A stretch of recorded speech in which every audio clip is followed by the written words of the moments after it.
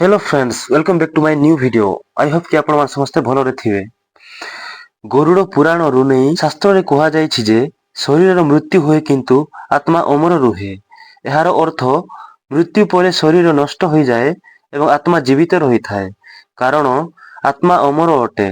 भगवत guitar Shrikrishna यह मध्य कहिसेंति जे जन्म पर मृत्यु हेबा संभव, कारण जे जन्म होइछि तार मृत्यु निश्चित। किंतु प्रत्येक व्यक्तिर मृत्यु समान नुहे। प्रत्येक व्यक्ति मृत्यु रे बयस, अवस्था इत्यादि पार्थक्य रही एवं समस्त प्राण मध्य शरीर विभिन्न उपाय छाड़ी थाए। निश्वास नेवा समय रे किछि लोकंक पाटी बंका हो जाए, किंतु यह काहींकि घटे? गरुड़ पुराण रे कौन रही यार रहस्य, चलंतु जानिबा। यह पूर्वरु आमे आपण मानक कहिदेबु जे गरुड़ पुराण हेउछि एक पुस्तक ଯେଉଁଥିରେ ମୃତ୍ୟୁ ଏବଂ ମୃତ୍ୟୁ ପରେ ସ୍ଥିତି ବିଷୟରେ ବିସ୍ତୃତ ଭାବରେ ଆଲୋଚନା କରାଯାଇଛି।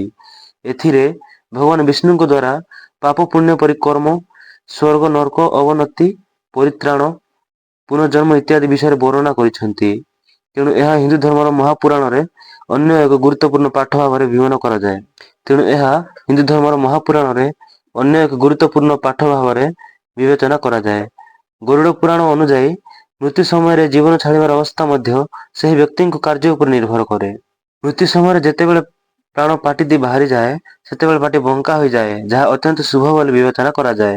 ବିଶ୍ୱାସ କରାଯାଏ ଯେ ଯେଉଁମାନେ ଜୀବନରେ ଦାନକାରୀ କାର୍ଯ୍ୟ କରନ୍ତି, ଅନ୍ୟମାନଙ୍କୁ ସୁରକ୍ଷା ଦିଅନ୍ତି, ଭଲ କାର୍ଯ୍ୟ କରନ୍ତି, କାହାକୁ ଅନିଷ୍ଟ କରନ୍ତି ନାହିଁ ଏବଂ ଧର୍ମର ମାର୍ଗ ଅନୁସରଣ କରନ୍ତି, ସେମାନଙ୍କ ପ୍ରାଣ ତାଙ୍କ ପାଟିରୁ ବାହାରି ଥାଏ।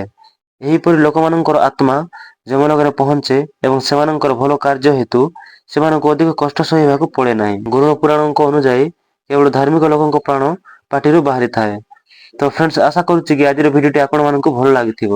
भिडियोटी जब भल लगी तेज भिडियो गोटे लाइक करके चैनल को सब्सक्राइब कर दिंतु।